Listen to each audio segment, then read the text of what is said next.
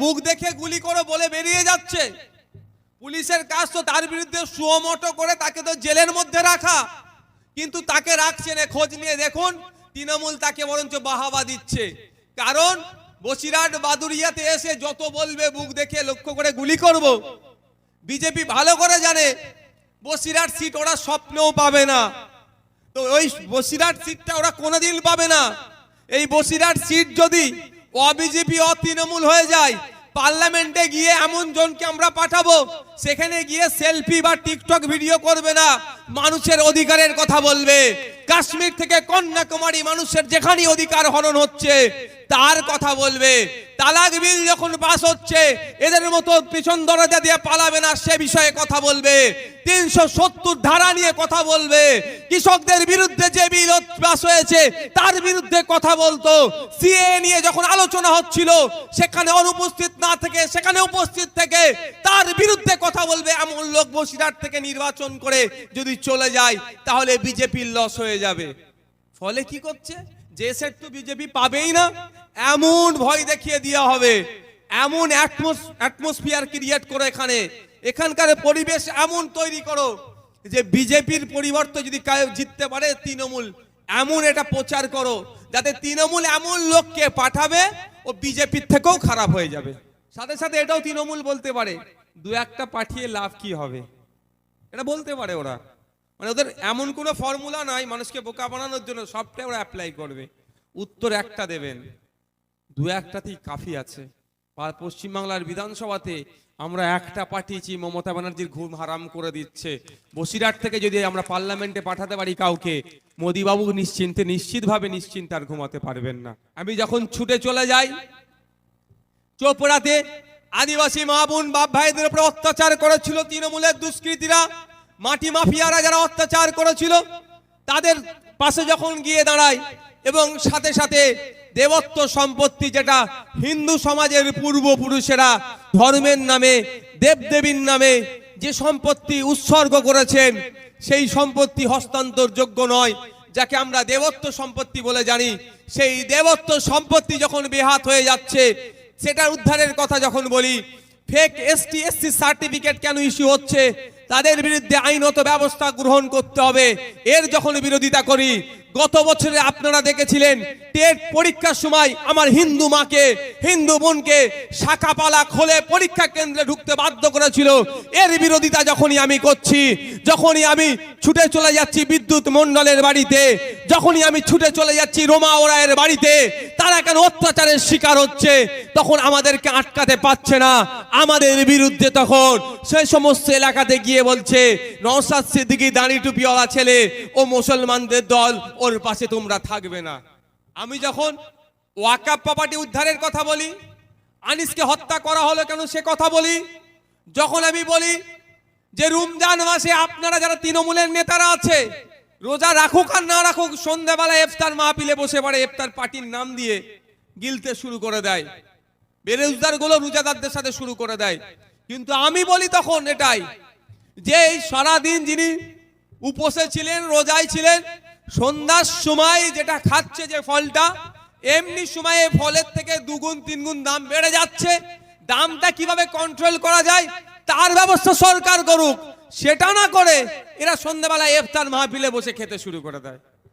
যখন এ কথাই বলি, যখন সংখ্যালঘু ছেলে মেয়েদের শিক্ষার কথা বলি, চাকরির কথা বলি, কর্মসংস্থানের কথা বলি, যে সমস্ত প্রতিশ্রুতি মমতা ব্যানার্জি দিয়েছিলেন সংখ্যালঘু সমাজের মানুষদের উদ্দেশ্যে 2011 সালের আগে, সাচার কমিটির সুপারিশগুলো বাস্তবায়নের কথা বলেছিলেন। সাচার কমিটির সুপারিশ যেগুলো বলেছে মানুষের ক্ষেত্রে সেগুলো বাস্তবায়নের বলবো বলেছিলেন, এবং ওয়াকাফ প্রপার্টি উদ্ধারের কথা বলে ভোট নিয়েছিলেন।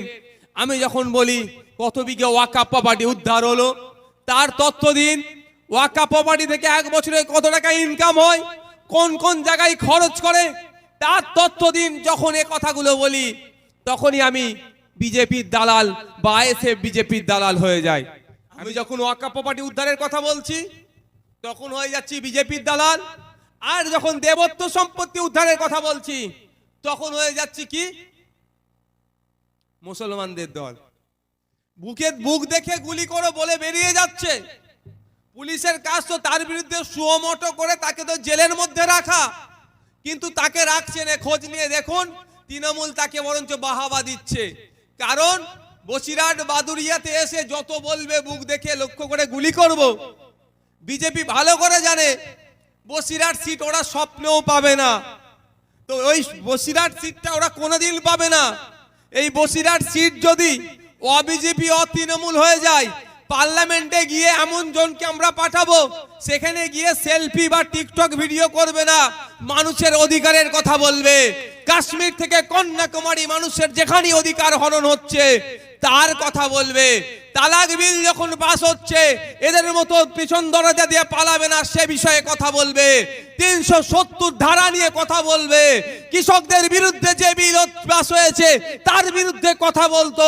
সিএ নিয়ে যখন আলোচনা হচ্ছিল সেখানে অনুপস্থিত না থেকে সেখানে উপস্থিত থেকে তার বিরুদ্ধে কথা বলবে। এমন লোক বসিরহাট থেকে নির্বাচন করে যদি চলে যায় তাহলে বিজেপির লস হয়ে যাবে। ফলে কি করছে, যে সেট তো বিজেপি পাবেই না, এমন ভয় দেখিয়ে দেওয়া হবে, এমন অ্যাটমসফিয়ার ক্রিয়েট করো, এখানকার পরিবেশ এমন তৈরি করো যে বিজেপির পরিবর্তে যদি জিততে পারে তৃণমূল, এমন এটা প্রচার করো যাতে তৃণমূল এমন লোককে পাঠাবে ও বিজেপির থেকেও খারাপ হয়ে যাবে। বলছি নাকি?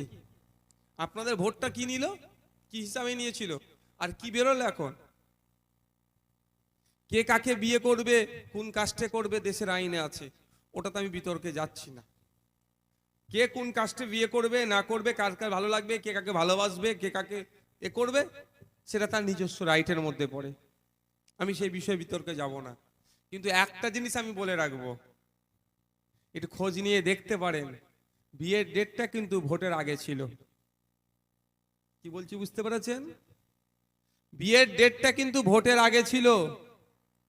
তৃণমূলের কোন এক বড় নেতা বা নেত্রী ওকে বুঝিয়েছে, তুই বিয়ের আগে, ভোটের আগে যদি বিয়েটা করে নিস তাহলে হেরে যেতে পারিস, আগে ভোটটা পার কর তারপরে বিয়েটা করবি। মানে কেমন বোকা বানানো হচ্ছে বুঝতে পেরেছেন তো? আমার কাছে যতটুকু খবর আছে, ভোটটা নেওয়ার পরে বোকা বানাবে। যাক, সে কবে বিয়ে করবে তারও ব্যাপার, সেই নিয়ে আমি বিতর্কে যাচ্ছি না। কিন্তু প্রশ্ন আমার এখানে, আপনারা কাকে ভোট দিয়ে বিধান পার্লামেন্টে পাঠালেন? রেকর্ডটাই ভোট দিলেন তো, আপনারা দিয়েছেন তো। সিএ এর হাত থেকে বাঁচতে হবে সেই জন্য ভোটটা দিয়েছিলেন, তাই তো নাকি ভাই? আর তাছাড়া কোনো তো অপশন নাই। যখন সিএ নিয়ে ভোটাভুটি হচ্ছিল, যখন ওইটাই নিয়ে ডিবেট হচ্ছিল, আপনার এমপি তখন কটা কথা বলেছে এটা আপনাদের জানা দরকার তো। যখন ভোটাভুটি হচ্ছিল আপনার এমপি সিএ এর বিরুদ্ধে ভোট দিয়েছে তো? কি মনে হয় দিয়েছে? খোঁজ নিয়ে দেখুন, ভোটদান থেকে বিরত ছিল, অর্থাৎ বিজেপিকে বকলমে সহযোগিতা করেছে। তো আগামী দিন যেটা আসতে চলেছে, আবার এই ধরনের ইস্যু তৈরি করবে বিজেপি আর তৃণমূল। বিজেপি ভালো করে জানে স্বপ্নেও বসিরহাট সিট ওরা জিততে পারবে না। এখান থেকে যদি আইএসএফ এবারে বেরিয়ে যায়, আমরা তো এখানে প্রার্থী দেব। বিজেপি ভালো করে জানে এখানে বিজেপির কেউ জিততে পারবে না। আইএসএফ এখানে দাঁড়ালে আইএসএফ জিতে যাবে। দেখবেন আগামী নির্বাচনে ওই ধরনের ন্যারেটিভ তৈরি করবে তৃণমূল আর বিজেপি। তৃণমূল সব সময় চাইবে দিল্লির বিজেপি শক্তিশালী থাকুক, আর দিল্লির বিজেপি সব সময় চাইবে পশ্চিমবাংলার তৃণমূলও সুরক্ষিত থাকুক। তাই আমি আপনাদের বলবো, ওরা ন্যারেটিভ তৈরি করবে নাকি বিজেপিকে হারাতে তৃণমূল একাই পারবে? যদি সত্যিকারের অর্থে বিজেপিকে হারাতে তৃণমূল একাই পারত, তাহলে 3টে এমএলএ সিট থেকে 77টা সিটে বিজেপি পৌঁছাতো না। তৃণমূল চাইছে বিজেপি এখানে ঠিকঠাক থাকুক, কারণ বিজেপির ভয় দেখিয়ে একটা হেভি অংশের 30% যে ভোট আছে, 27 থেকে 30% ভোট নিজের কম পকেটের মধ্যে ভরে রাখতে পারবো। আর বিজেপি না থাকলে এই ভোটকে সিএ এর ভয় দেখিয়েও আটকে রাখতে পারবে না। সেই জন্য সুকৌশলে বিজেপি আর তৃণমূল আমাদেরকে বোকা বানাচ্ছে। তাই আমি আপনাদের কাছে অনুরোধ করব, 2021-এ বুঝতে পেরেছেন কি নাটক করেছিল আমাদের সাথে। 2021 নির্বাচন আসলো, সিএ এর কথা অনেক উঠলো, নির্বাচন শেষ, সিএ এর কথা সবাই ভুলে গেল।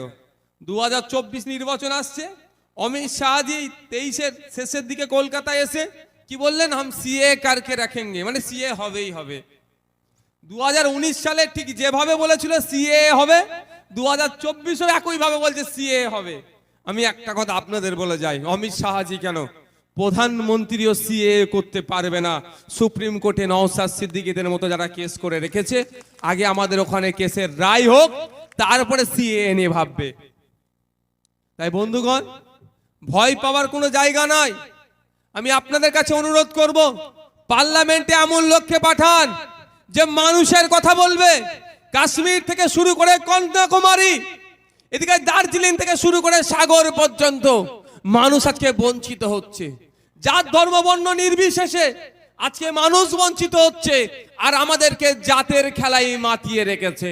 আপনারা জানেন, আপনাদেরকে আমি আরেকবার জানিয়ে দিতে চাই, ক্ষুধার সূচকে ভারতবর্ষ পাকিস্তানের থেকেও পিছিয়ে গিয়েছে। ভারতবর্ষের অর্থাৎ ক্ষুধার্তের সংখ্যা এত বেড়ে গিয়েছে। একটা উদাহরণের জন্য বলছি, আমি 100 জন যদি ক্ষুধার্ত থাকে, ভুখা থাকে, পার্সেন্টেজে কিন্তু 80 জন আমার হিন্দু সমাজের ভাই ক্ষুধার্ত আছে। তাদের জন্য আমাদেরকে লড়াই করতে হবে। তাই বলবো, আগামী 2024 নির্বাচন আসছে, বসিরহাট থেকে আমরা এমন এক প্রার্থীকে জিতিয়ে পার্লামেন্টের মধ্যে পাঠাবো, যে মানুষের কথা বলবে, জাত ধর্ম বর্ণ নির্বিশেষে। একদিকে যেমন ওয়াক্ফ প্রপার্টি নিয়ে কথা বলবে, দেবত্ব সম্পত্তি উদ্ধারের কথা বলবে, জলজমি জঙ্গলের যে আদিবাসীদের স্বাভাবিক অধিকার, সেই নিয়ে অধিকারের কথা বলবে। এক কথাই মানুষের অধিকার নিয়ে কথা বলবে। তাকে আমরা আগামী 2024 নির্বাচনে আইএসএফ এর পক্ষ থেকে জিতিয়ে পার্লামেন্টের মধ্যে পাঠাবো। কি আশা করতে পারি তো নাকি ভাই? আশা করতে পারি তো? এতদিন তো অনেককে বিশ্বাস করলেন, 2019-এ সিএ এর হাত থেকে বাঁচার জন্য যাকে ভোট দিলেন, যখন সিএ আপনারকে ভয় দেখানোর জন্য যে সিএ আনা হয়েছে, এর বিপক্ষে ভোট দেওয়ার জন্য যাকে পাঠালেন, সেই ভোটটা দিল না। মমতা ব্যানার্জি তাকে কিন্তু তার বিরুদ্ধে কোনো অ্যাকশনও নিলেন না। তাই বন্ধুগণ, তো আগামী 2024 আসছে, আমাদেরকে এমন লোককেই পাঠাতে হবে। শুধু সিএ নয়, সমস্ত বিষয়, যে রাষ্ট্রায়ত্ত সম্পত্তি যেগুলো আছে সেগুলোকে বিক্রি করে দিচ্ছে। রেল বিক্রি হয়ে যাচ্ছে, প্ল্যাটফর্ম বিক্রি হয়ে যাচ্ছে, এয়ারপোর্ট বেসরকারীকরণ হয়ে যাচ্ছে, এলআইসি বেসরকারীকরণ হয়ে যাচ্ছে।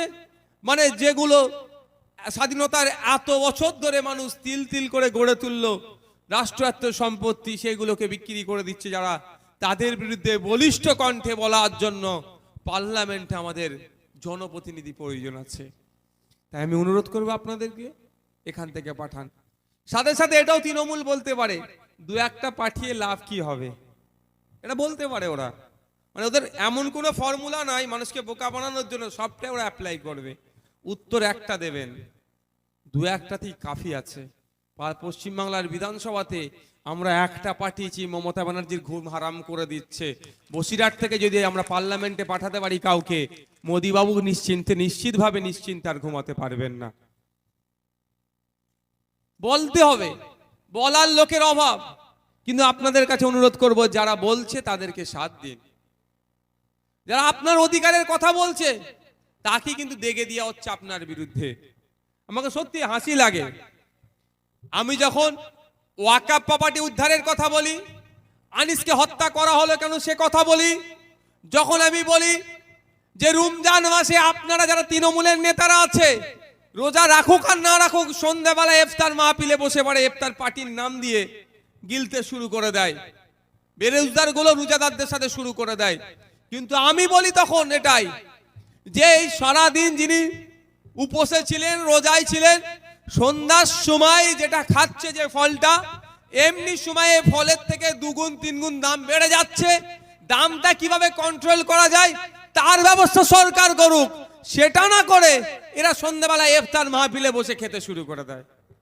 যখন এ কথাই বলি, যখন সংখ্যালঘু ছেলে মেয়েদের শিক্ষার কথা বলি, চাকরির কথা বলি, কর্মসংস্থানের কথা বলি, যে সমস্ত প্রতিশ্রুতি মমতা ব্যানার্জি দিয়েছিলেন সংখ্যালঘু সমাজের মানুষদের উদ্দেশ্যে 2011 সালের আগে সাচার কমিটির সুপারিশগুলো বাস্তবায়নের কথা বলেছিলেন। সাচার কমিটির সুপারিশ যেগুলো বলেছে মানুষের ক্ষেত্রে সেগুলো বাস্তবায়নের বলেছিলেন এবং ওয়াকাফ প্রপার্টি উদ্ধারের কথা বলে ভোট নিয়েছিলেন। আমি যখন বলি কত বিঘে ওয়াকাফ প্রপার্টি উদ্ধার হলো তার তথ্য দিন। ওয়াকাফ প্রপার্টি থেকে এক বছরে কত টাকা ইনকাম হয়, কোন কোন জায়গায় খরচ করে তার তথ্য দিন। যখন এ কথাগুলো বলি তখনই আমি বিজেপির দালাল বা এসএফ বিজেপির দালাল হয়ে যাই।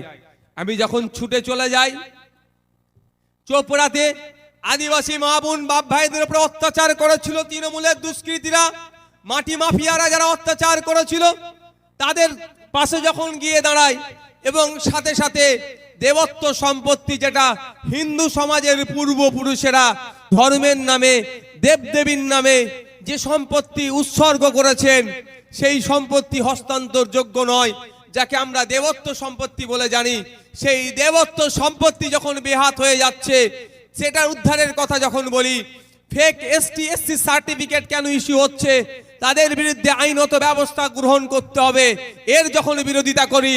গত বছরে আপনারা দেখেছিলেন টেট পরীক্ষার সময় আমার হিন্দু মাকে হিন্দু বোনকে শাখাপালা খোলে পরীক্ষা কেন্দ্রে ঢুকতে বাধ্য করেছিল। এর বিরোধিতা যখনই আমি করছি, যখনই আমি ছুটে চলে যাচ্ছি বিদ্যুৎ মণ্ডলের বাড়িতে, যখনই আমি ছুটে চলে যাচ্ছি রোমা ওরায়ের বাড়িতে, তারা কেন অত্যাচারের শিকার হচ্ছে তখন আমাদেরকে আটকাতে পারছে না। আমাদের বিরুদ্ধে তখন সেই সমস্ত এলাকাতে গিয়ে বলছে নওশাদ সিদ্দিকী দাড়ি টুপিওয়ালা ছেলে, ও মুসলমানদের দল, ওর পাশে তোমরা থাকবে না। আমি যখন ওয়াকাফ প্রপার্টি উদ্ধারের কথা বলছি তখন হয়ে যাচ্ছি বিজেপির দালাল, আর যখন দেবত্ব সম্পত্তি উদ্ধারের কথা বলছি তখন হয়ে যাচ্ছি কি মুসলমানদের দল। যাব কোথায়, যাব কোথায় ভাই? বলা কি ছেড়ে দেবো ওদের জন্য? বলা ছেড়ে দেবো? বলা ছাড়ার কোনো জায়গা নাই। আপনারা জানেন 21শে জানুয়ারি আসলে 1 বছর পূর্ণ হবে। আমাদেরকে জেলে রেখেছিল, বিশ্বজিৎ দাকেও রেখেছিল।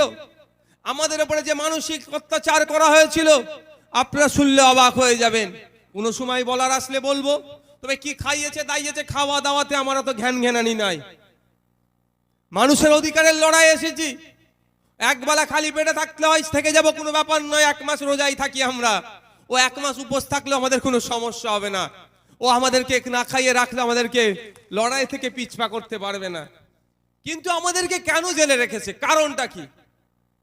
আমাদেরকে জেলে রাখার কারণটাই হচ্ছে আমরা আপনাদেরকে আপনার অধিকার সম্পর্কে সচেতন করছি।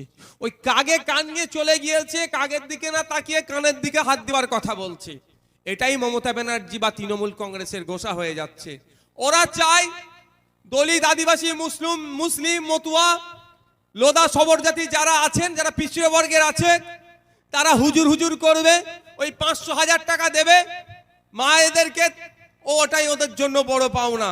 কিন্তু আমাদের বক্তব্য হচ্ছে 500,000 নয়, আমার অধিকার আমাকে বুঝিয়ে দিতে হবে। মায়ের হাতে 500,000 দিচ্ছে, মায়ের সন্তানের যখন চিকিৎসার প্রয়োজন হচ্ছে তখন সরকারি জায়গায় চিকিৎসা পাচ্ছি না, আমরা কলকাতায় ছুটে যেতে হচ্ছে সরকারি চিকিৎসা কেন্দ্রে, সেখানেই গিয়েও বেড পাচ্ছি না, হন্য হয়ে ঘুরতে হচ্ছে, বা না হলে আমাদেরকে বেসরকারি হসপিটালে গিয়ে চিকিৎসা পরিষেবা নিতে হচ্ছে। 10,000-12,000 টাকা খরচ হচ্ছে, 10,000-12,000 টাকা ট্রিটমেন্ট করতে লেগে যাচ্ছে একবারেই। এর বিরোধিতা যখন আমরা করছি তখন আমাদের উপর রাগ হয়ে যাচ্ছে।